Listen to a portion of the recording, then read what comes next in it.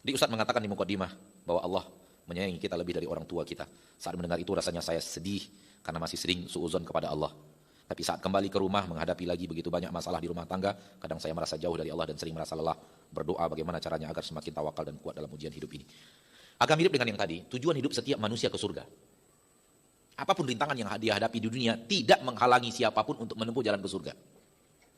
Selagi hidup seseorang untuk ke surga, dimanapun dia berada, dia bisa berjalan di atas jalan itu. Dan ketahuilah saudaraku, tak ada manusia yang tidak ditimpa kelelahan, kesedihan, kepedihan. Gak ada. Memang Anda merasakan apa yang Anda rasakan. Orang merasakan hal yang lain, isinya sama. Sama-sama lelah, sama-sama menderita, sama-sama pedih. Karena dunia ini memang Allah takdirkan begitu. Hidup di dunia itu merasakan kesedihan itu. Allah menurunkan Nabi Adam ke permukaan bumi untuk dapat nikmat atau menjalani hukuman. Itulah dia dunia. Jadi kemanapun Anda pergi, apapun posisi Anda, kalau Anda ingin mencari kenikmatan tanpa kesedihan di permukaan bumi ini, mustahil.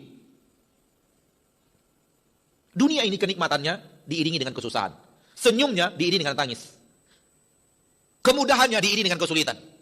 Ada yang mudah saja nggak ada sulit? Nggak ada. Ada yang senyum saja tanpa sedih? Nggak ada. Ada yang nikmat saja tanpa menderita? Nggak ada. Coba tunjukkan kepada saya yang mana. Kenapa? Karena Allah ingin, Allah mau yang seperti itu hanya ada di surga. Maka jangan punya sifat selalu mengeluhkan kepedihan kita. Karena orang juga mengalami kepedihan yang sama. Walau dalam bentuk yang berbeda. Walau dalam kasus yang berbeda. Manusia kalau bukan karena dia adalah orang yang pandai bersabar, kita akan menemukan di lisannya keluhan. Dan kalau manusia itu tidak memiliki sifat syukur, yang ada di lisannya kesombongan. Kebanggaan. Membanggakan ini, membanggakan itu. Ketika tidak memiliki sifat syukur. Namun ketika tidak memiliki sifat sabar, yang ada di lisannya apa? Keluhan. Ketika tidak kedua-duanya, tidak syukur, tidak sabar, bergabunglah. Hidupnya penuh dengan kesombongan. Untuk satu saat, penuh dengan keluhan untuk satu saat. Disampaikan kepada orang yang berbeda.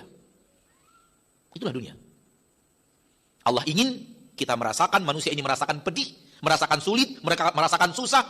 Karena Allah ingin dengannya kita merasakan nikmatnya surga insyaallah ta'ala. Negeri yang tidak ada susahnya, negeri yang tidak ada sulitnya, kampung yang di dalamnya yang ada hanya kenikmatan tanpa kesusahan, kebahagiaan tanpa kesedihan, kemudahan tanpa kesulitan, kenikmatan tanpa penderitaan. Mari kita gunakan hidup kita yang sangat singkat ini untuk sampai kepada negeri yang seperti itu. Berhentilah mengeluh saudaraku, berhentilah mengeluh saudariku. Justru Allah memberikan Anda penderitaan, ada maksud dan tujuan. Di antaranya sabar, di antaranya mengurangi dosa-dosa Anda. Karena setiap kesempitan, kesusahan, kesedihan yang menimpa seorang mukmin dan dihadapi dengan sabar, itu akan pergi berganti dengan kemudahan. Perginya itu membawa sebahagian dosa. Dan seorang mukmin Allah berikan itu di dunia, diberikan itu di dunia sampai dia menghadap Allah tanpa dosa. Dia tidak tahu. Dia tahu dia berdosa, tapi kesusahan demi kesusahan yang menimpanya itulah yang telah menghanguskan dosanya. Ketika wafat dia tanpa dosa. Itu yang kita mau. Bukan hidup di dunia ini bersenang-senang. Hidup di dunia ini bertungkus lumus untuk menggapai surga Allah, menjauhkan dari neraka Allah, di antaranya merasakan kesulitan, kesedihan dan kepedihan.